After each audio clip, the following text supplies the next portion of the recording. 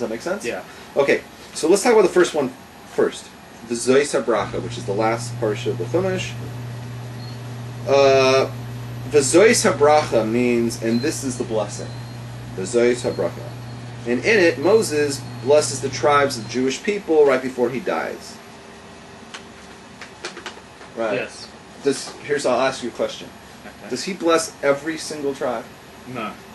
Which one does he? That's a very good answer. Which one does he not bless? I don't remember. It's good that you even knew that. I'll give you that. He doesn't give a blessing to the tribe of Shimon. Oh, because he slept with his father's concubine?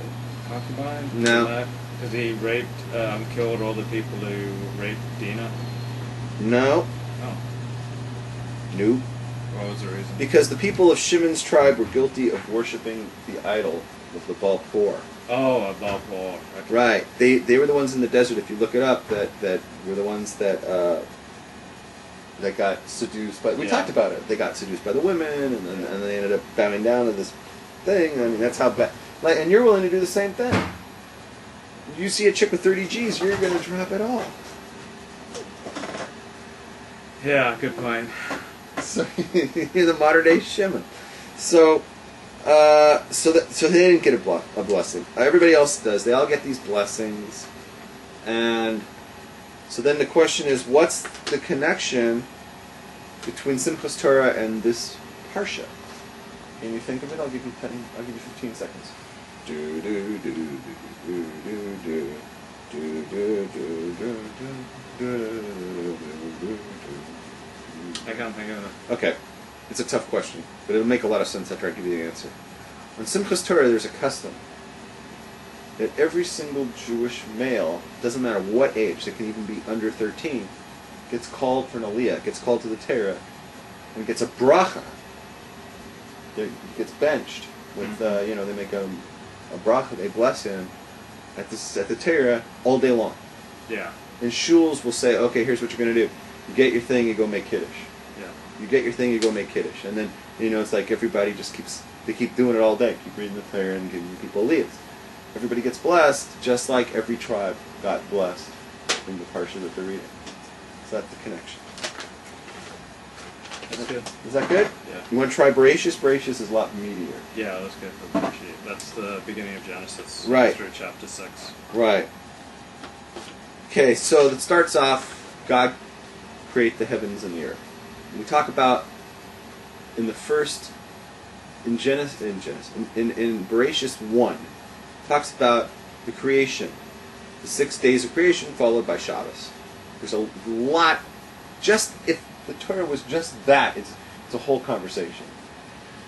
The first thing we need to understand, and when we learn learn all that, is that all of the commentaries of the Talmud and of the Chumash agree that each day of the first week of creation was exactly 24 hours long, just as they are today, 71 years later. There are no dissenting opinions, and that is our Masorah, our Torah tradition. And no matter how many Bible critics, atheists, heretics, ignoramuses, and those of weak faith say otherwise, it does not matter.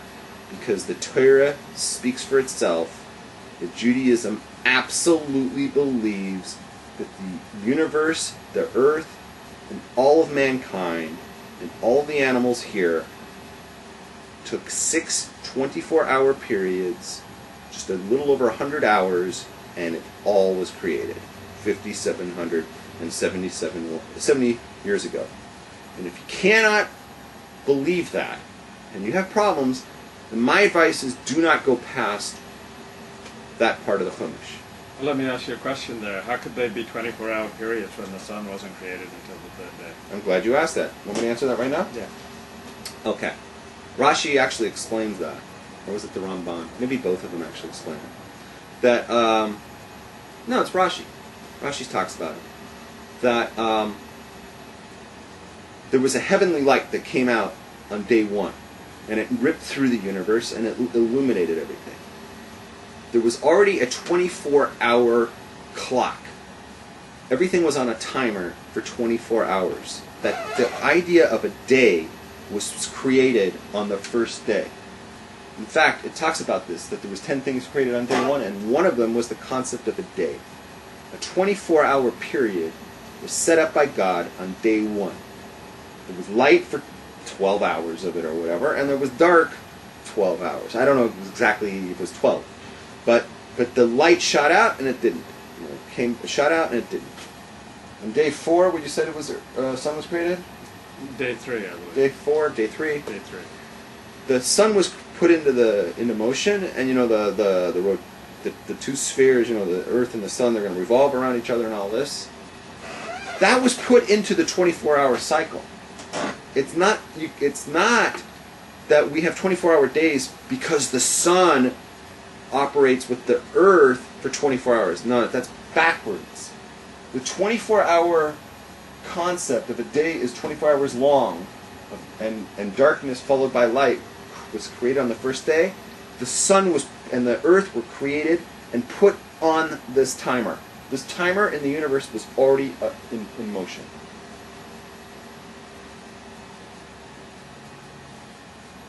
Interesting. Yep.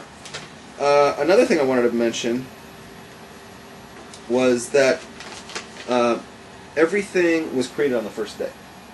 Rashi talks about this in 124. If you look at that pasuk at verse 124, the Rashi mentions that actually everything that appears to be created on day 2, day 3, day 4, day 5, day 6 was actually created on day 1. And it was buried into the earth. And from that, like when the earth was created, or whatever, after God brought forth, it says God brought forth the cattle.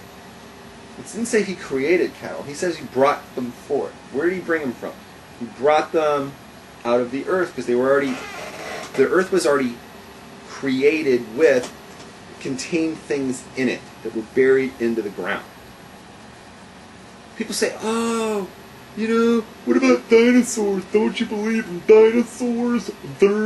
Right? Well, dinosaurs as secularists want to say how they existed, that they hundreds of millions of years ago. That's not true. Mm-hmm. That there is no prehistoric time. There is no hundreds of thousands of years ago. Mm-hmm. Dinosaurs were created and buried in the earth.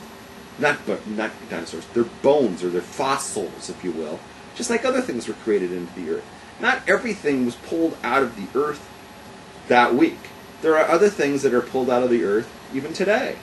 People do mining and shaling, and they find oil and they find gold. And there's things in the earth that we're still pulling out today. These things were created during the first week. It's no big deal. And they find fossils. Mazel tov, they found fossils. They were put there by God during the first week. It's no big deal.